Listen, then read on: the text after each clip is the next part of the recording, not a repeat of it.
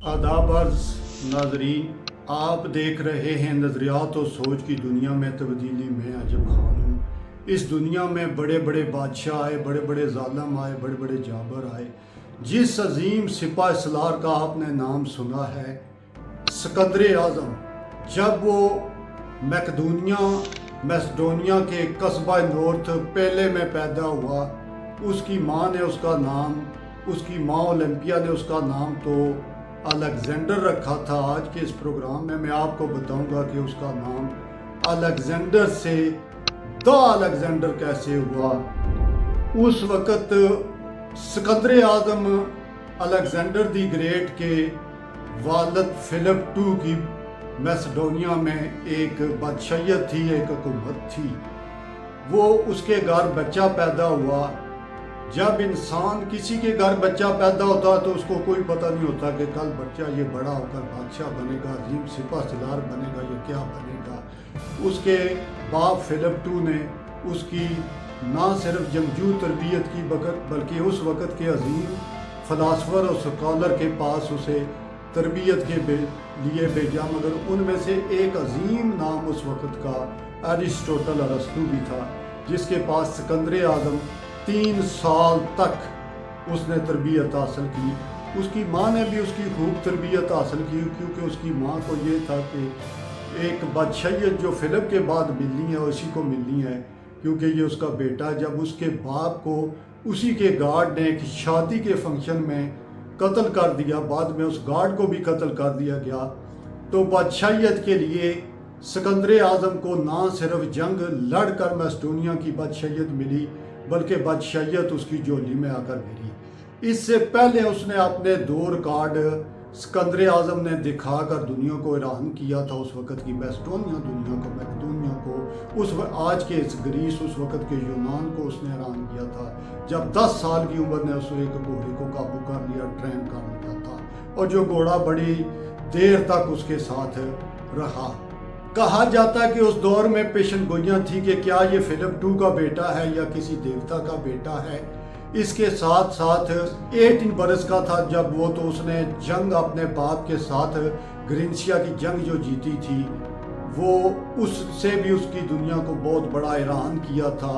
और पूरे उस वक़्त के कमांडो, सिपा सलार, नेज़ाबार, तीर अंदाज सब उसने अपनी सेना फौज में शामिल कर लिए थे। उसके बाप का एक बहुत बड़ा ख्वाब था जो 490 BC वो पर्शियन एम्पायर को डिफीट करना चाहता था और इस पूरी दुनिया को फतह करना चाहता था। उस बाप के, जब उसके बाप को गार्ड ने मार दिया, तो उस बाप का अधूरे ख्वाब को लेकर उसने तकरीबन 40 से 50 हज़ार की फौज गठी की, और उसने सबसे जो पहला काम किया, अपनी पूरी मैसेडोनिया पर अपनी हुकूमत कायम करने के बाद उसने पर्शियन एम्पायर की तरफ, सीरिया की तरफ, एशिया को फतह करने के लिए वो चल पड़ा। अगर उसकी उस वक़्त की फतवाहत और उस वक़्त की सेना और उस वक़्त के तीर अंदाज, घोड़ा अंदाज, सबको अगर आप देखेंगे तारीख को जो मुर्खीन ने लिखी है उस वक़्त के हिसाब से,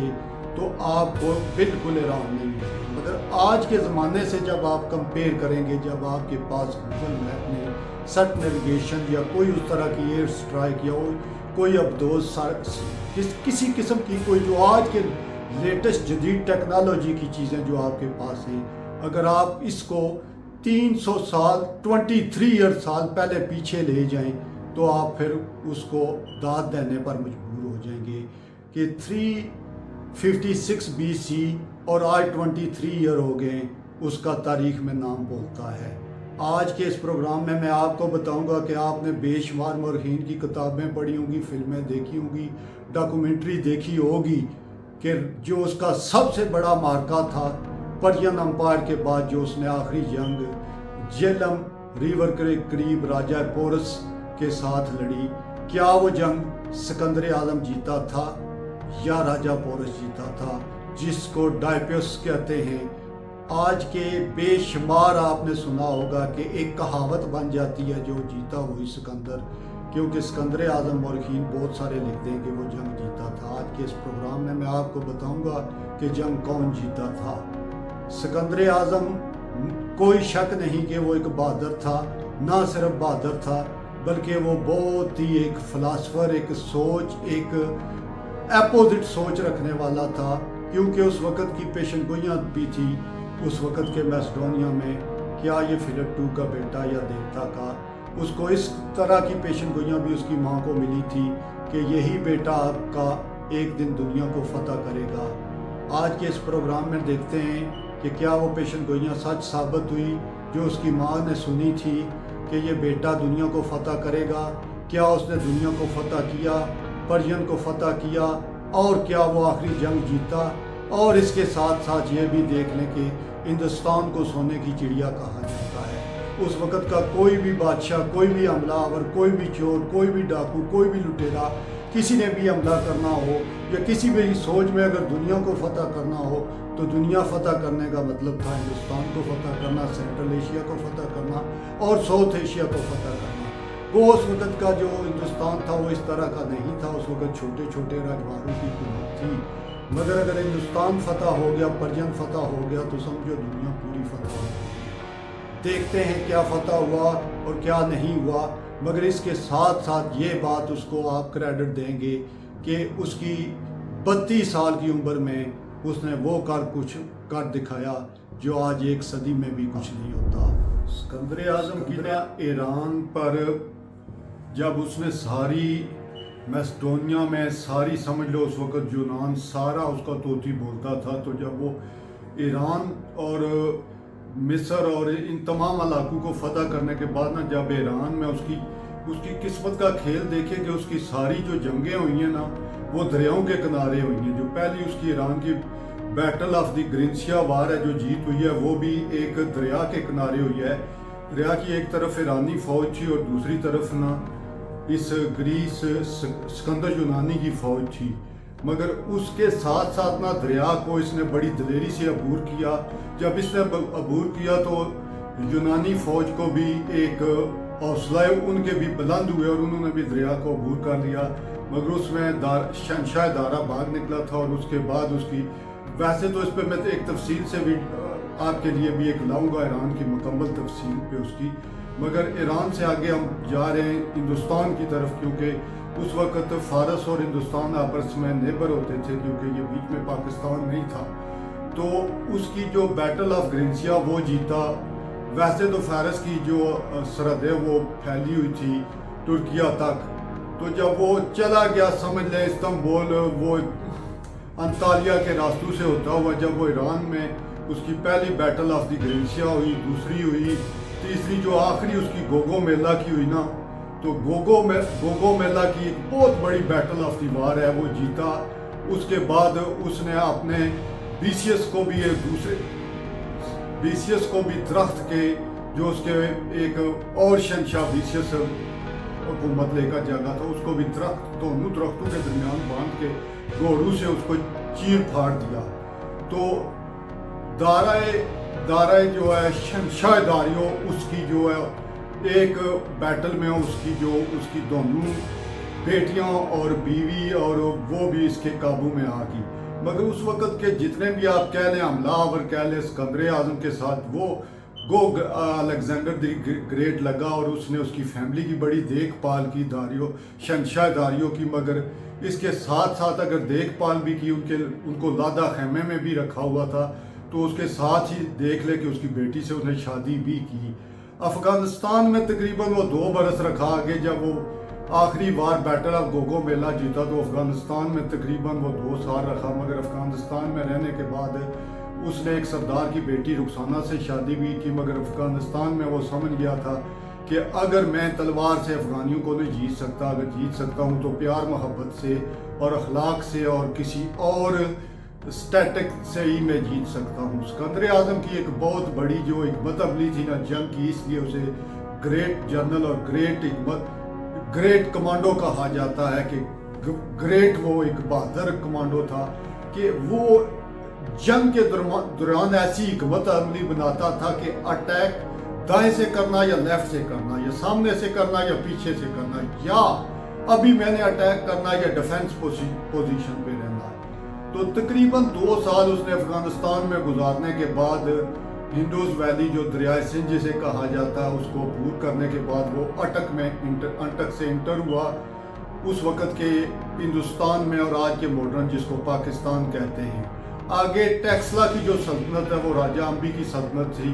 پہلے شاید اس کی سوچ میں تھا کہ مجھے ہندوستان میں بڑے بڑے راجواڑوں سے ریزسٹنس ملے گی، مگر راجہ امبی نے پہلے ہی اس کے ہاتھ پہ بیعت کر لی تھی، اس کی اطاعت قبول کر لی تھی، اور نہ صرف اطاعت قبول کر لی تھی بلکہ اپنے فوجی، اپنے مال مویشی، اپنے گھوڑے، بکریاں، بگروٹے سب اس کے آگے پیش کر دیے تھے۔ بالکل اس نے اس کے آگے سمجھنے کے اطاعت کے ساتھ ساتھ اس نے اس کو ساتھ جنگ میں بوسٹ دینا اور اس کا ساتھ دینا بھی شروع کر دیا تھا۔ راجہ امبی ٹیکسلا کا وہ بادشاہ تھا، اس وقت ٹیکسلا کی اپنی ایک سلطنت تھی۔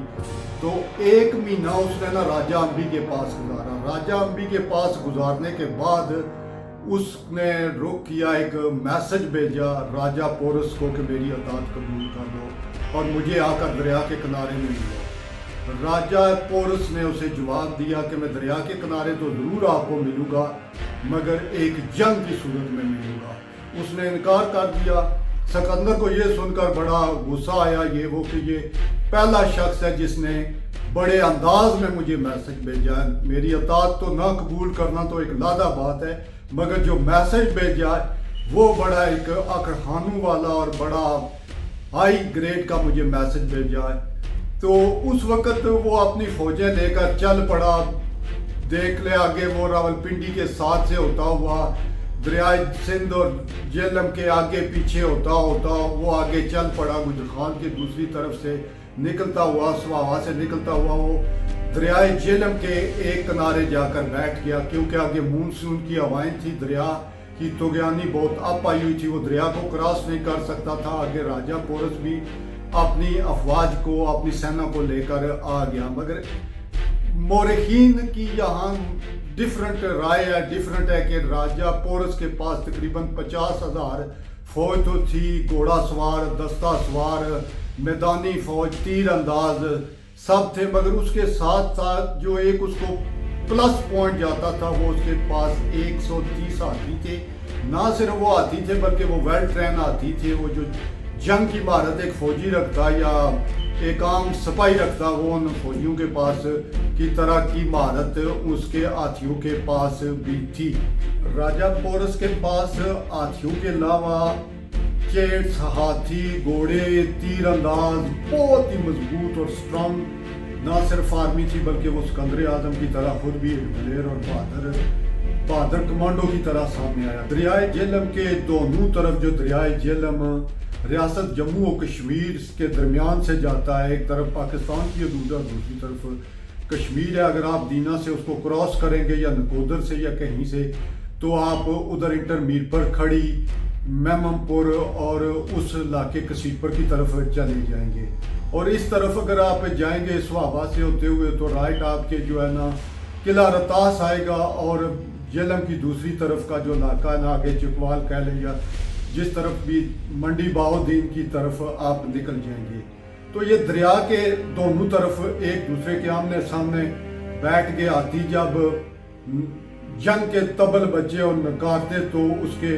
راجہ پورس کے گھوڑے دبک جاتے اور خوف سے ادھر ادھر بھاگتے، مگر کوئی بھی دریا کو کراس نہیں کر رہا تھا۔ مگر سکندر اعظم نے نا ایک حکمت عملی سوچی، کیونکہ یہی پہ میں نے اس کو میں کہا تھا کہ وہ ایک فلاسفر، ایک سوچ اور حکمت عملی جو ہے نا اس کی جنگ کی، کہ اس نے اپنے 5,000 گھوڑا سوار اور کچھ تیر اندازوں کو دریا کے کنارے کنارے بھیجنا شروع کر دیا کہ کہیں سے دریا کا بہتر کنارہ مل جائے جہاں سے اس کو کراس کرنا پڑ جائے۔ اور ایک جگہ انہیں مل گئی جس میں ایک جزیرہ تھا، وہ لاکا کھڑی کی طرف سے میرپر کی دوسری طرف سے ہوتے ہوئے آگے جب نکلے تو دریائے جہلم کو انہیں کراس کرتے ہوئے نکودر کے ایک ایسے کونے سے آگے جا کے دریائے جہلم کی ایسی ایک جگہ بھی مل گئی جہاں سے وہ ایک مڈل میں جزیرہ تھا، اس جزیرے کو کراس کرو پھر دوسری طرف کراس کرو تو آپ دریائے جہلم کو کراس کر سکتے تھے۔ نال نال اس کے راجہ پورس کے کچھ گھوڑے اور کچھ سیکیورٹی ساتھ ساتھ چلتے رہتے تھے، ہیکنگ کرتے رہتے تھے کہ کہیں اس کی فوج کراس نہ کر جائے۔ سکندر اعظم اس کے سامنے خیمہ لگا کے بیٹھا ہوا تھا، آگ جلائی ہوئی تھی، رونقیں لگائی ہوئی تھی، جنگ کا سامان بنایا ہوا تھا، ابھی کراس کیا کہ کیا دریا۔ मगर जब उसके 5000 फाइटर दूसरी तरफ से घोड़ा सवार और दूसरे गए तो राजा पोरस ने अपने बेटे को भेजा जो 2000 सिपाही लेकर गया, मगर वो बड़ी आसानी से सिकंदर यूनानी की फौज ने उनको बड़ी आसानी से ना तहस नहस कर दिया। एक तो उसकी गलती ये होगी, यहाँ पे उसे 2000 की बजाय 5000 थे तो 7000 भेजे थे। पहला पॉइंट ही उसने ना यहाँ पे राजा पोरस ने लूज कर दिया। सेकंड पे आ जाए, जब एक सिकंदर को जब ये पता चली तो सिकंदर भी दरिया के किनारे से कूद गया, जिसको ना हम उसको दरियाए झेलम रिवर कहते हैं, जिसको यूनानी हाइडस्पस कहते हैं क्योंकि वो डिफरेंट लैंग्वेज में कहते हैं। उसकी पहली जंग देख लें वॉर ऑफ दी ग्रिंसिया, और दूसरी जो है गोगामाला, वो तो एक वैली में लड़ी गई थी पहाड़ी और मैदानी सिलसिले में।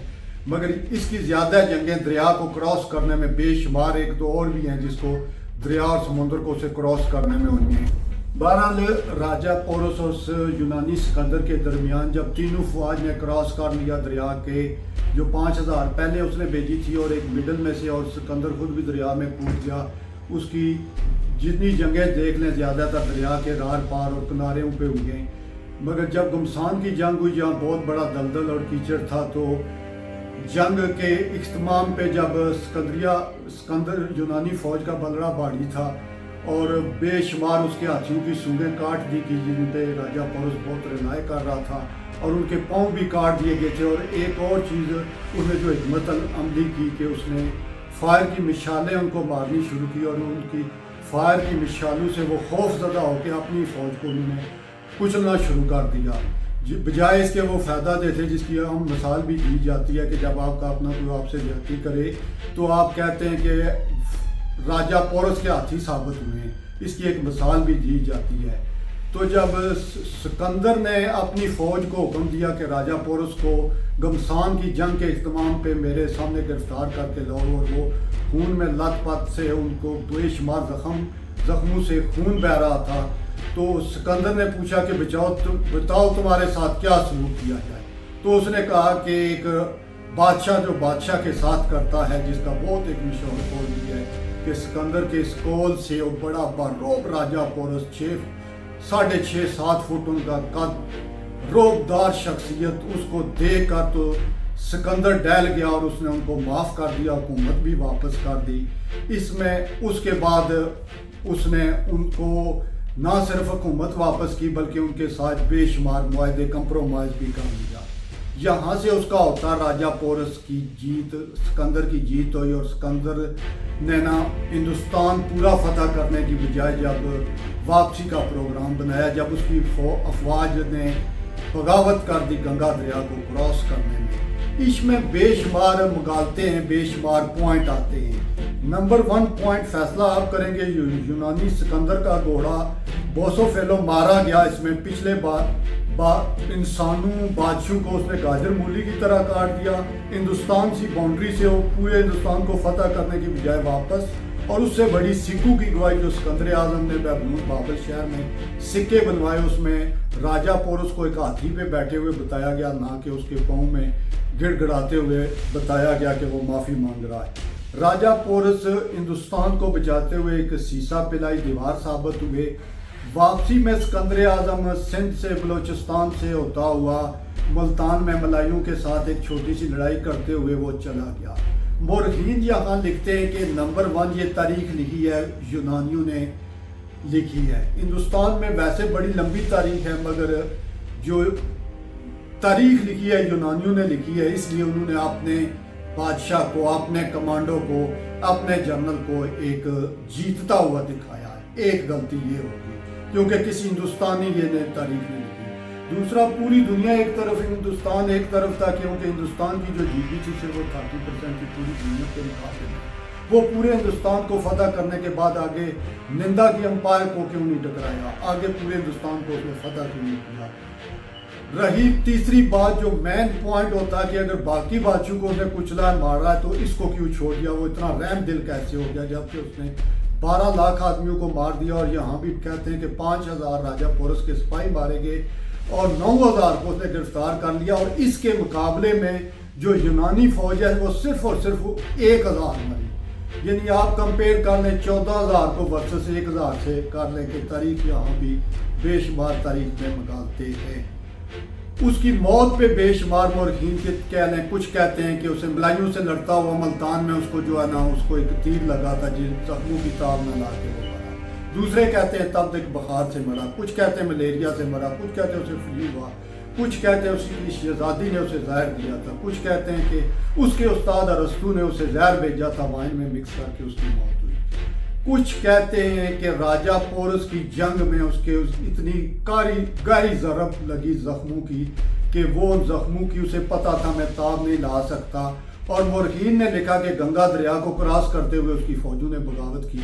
کبھی وہ گنگا دریا کے پاس پہنچے ہی نہیں تھا نہ وہاں پہ اس کی فوجوں نے بغاوت کی اور واپسی کے لیے اس کی فوجوں نے اصرار کیا کیونکہ راجہ پورس کی جنگ میں اسے پتہ چل گیا تھا کہ مجھے زخم اتنے لگے کہ میں ان زخموں کی تاب نہیں لا سکوں گا, بچ نہیں سکوں گا. تو اس نے خود فوج کو کہا کہ واپسی کا راستہ اختیار کرتے ہیں اور فوج نے بھی آگے جانے سے انکار کر دیا. یہ دونوں طرح کی سوچ پائی جاتی ہے. جب اتنے مورخین اس کی موت پہ متفق نہیں ہیں کہ اس کی موت کس طرح ہوئی تو کس طرح کہہ سکتے ہیں آج کی ماڈرن ہسٹری میں آپ کہ سکندر اعظم جیت گیا تھا. مگر ساری تفصیل آپ کے سامنے ہے کہ جنگ کون جیتا. مگر ایک سکندر اعظم کی بہادری کو آپ جتنے بھی مارک دیں وہ کم ہے کہ آج کے اس دور میں اگر صرف پیادل چلنا شروع کر دے, جنگیں نہ بھی لڑیں تو کتنا مشکل ہے. کہاں سے وہ چلا, ایک ٹریڈ روٹ سیٹ کیا ہے, ایک ایشیا کو ایک یورپ کو ملایا, ایک رشتے ناطے اس سے بلٹ ہوئے جہاں بے شمار نقصان بھی ہوئے. مگر اس کے ساتھ ساتھ راجہ پورس کو آپ کریڈٹ دینے سے نہیں پیچھے ہٹ سکتے کیونکہ جس ہندوستان پورے کو وہ فتح کرنا چاہتا تھا راجہ پورس سیسا پہ لائی ہوئی دیوار ثابت ہوا اور اس نے نہ صرف ہندوستان کو فتح ہونے سے بچایا بلکہ ہندوستان کی باؤنڈری سے ہی اسے واپس دھکیل دیا.